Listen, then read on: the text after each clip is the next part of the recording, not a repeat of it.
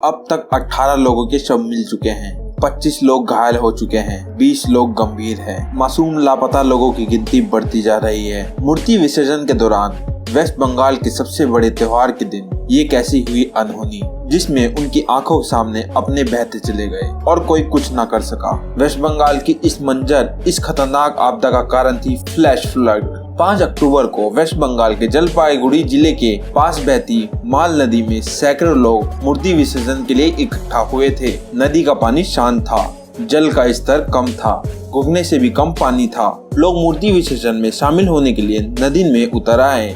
सब कुछ अच्छा चल रहा था, लोग माता की भक्ति में डूबे हुए थे, मगर अचानक से नदी का जल स्तर बढ़ गया और बहाव तेज होता जा रहा था।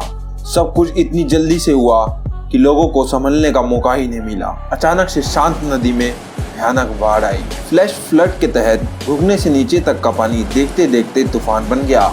लोग तिनके की तरह पानी के साथ बह गए और उनके परिजन कुछ भी नहीं कर पाए। मगर नदी के किनारे पर खड़े लोग पानी के तेज बहाव से खींचकर नदी के बहाव में चले आए, बच नहीं पाए। अचानक से अपने परिजनों और दोस्तों को यूं बहता देखकर उनके पास रस्सी फेंकी गई। जो हाथ आया उसी से बहते लोगों को बचाने की कोशिश की गई, मगर कुछ भी काम नहीं आ रहा था, क्योंकि किसी को अंदाजा नहीं था ऐसे अचानक से बाढ़ आ जाएगी। बह रहे लोगों के रास्ते में जो आया उन्होंने उसी का सहारा लिया खुद को बचाने के लिए, और कुछ लोग बच पाए मगर ज्यादातर लोग बह गए। दोस्तों, ये मंजर कितना भयानक था, आप इसके वीडियो और फोटो को देखकर अंदाजा लगा लीजिए। ये जो अचानक बाढ़ आई थी और अचानक से बढ़ता हुआ पानी का जल स्तर, जो ये अचानक से भयानक तूफान आया था, इसे फ्लैश फ्लड कहा जाता है। इसे सबसे खतरनाक तरह की बाढ़ माना जाता है। इसका ना तो वेदर फोरकास्ट के जरिए इसका पता चलता है, ना ही इसकी पहले से सूचना मिल पाती है। फ्लैश फ्लड क्या होता है, क्यों होती है और इसे सबसे खतरनाक तरह की बाढ़ क्यों माना जाता है, आज हम आपको इस वीडियो में बताने वाले हैं। इस वीडियो को ध्यान से देखिए।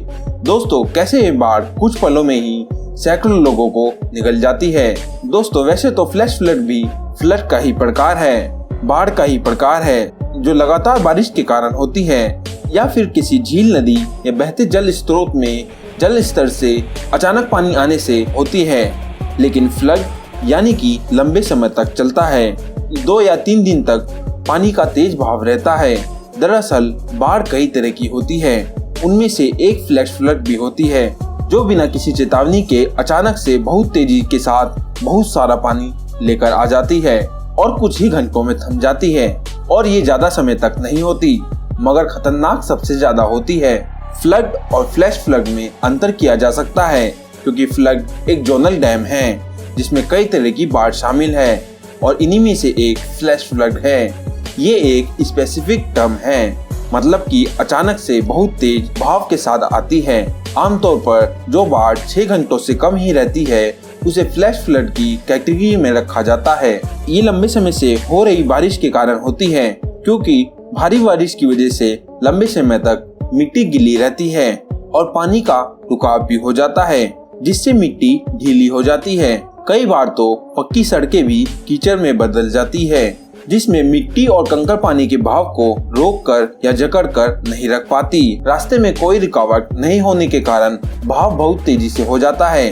इसके अलावा डैम बैरियर के कारण या नदी के किनारे पर छोटी दीवार होती है, जब वो पानी के स्तर को ना रोक पाए या अचानक से ग्लेशियर से पानी रिलीज हो जाने के कारण फ्लैश फ्लड की स्थिति पैदा होती है। पहाड़ों पर बारिश हुई थी। इस बार जलपाईगुड़ी में पानी बहुत तेजी से गिरा। पहाड़ों पर पानी नीचे नहीं जा रहा था। पहाड़ों पर जो पानी गिरा वो अचानक से बहता हुआ नदी में बाढ़ लेकर आ गया। बाढ़ से हुई मौतों में सबसे ज्यादा मौत फ्लैश फ्लड के कारण होती है। पूरी दुनिया में फ्लैश फ्लड के कारण बड़ी बड़ी इमारतें, बड़ी बड़े स्ट्रक्चर बह सकते हैं। फ्लैश फ्लड के कारण पानी का स्तर 30 फीट से भी ज्यादा ऊंचाई तक जा सकता है। यूएस की एजेंसी के मुताबिक फ्लैश फ्लड का कारण बहुत तेज बारिश होती है या बारिश की वजह से 6 घंटों के भीतर बाढ़ आ जाए, उसे भी फ्लैश फ्लड की कैटेगरी में रखा जा सकता है। भारत में बादल फटने से सबसे ज्यादा फ्लैश फ्लड आती है। साथ ही जहां पानी का बहाव अच्छा नहीं होता, वहां भी बाढ़ का खतरा रहता है। यूके के नेशनल वेदर सर्विस के अनुसार फ्लैश फ्लड वहां आती है जहां नदी बहुत ही नैरो होती है और ज्यादा चढ़ाव या उतार वाली नदी होती है। वेस्ट बंगाल की घटना के लिए सरकार को खराब व्यवस्था और लापरवाही की वजह से दोषी बताया जा रहा है। आपके इस बारे में क्या विचार हैं? हमें कमेंट में जरूर बताएं। और वीडियो अच्छा लगा हो तो वीडियो को लाइक और चैनल को सब्सक्राइब कर लीजिए। हम फिर मिलेंगे एक नई वीडियो में। तब तक के लिए अलविदा।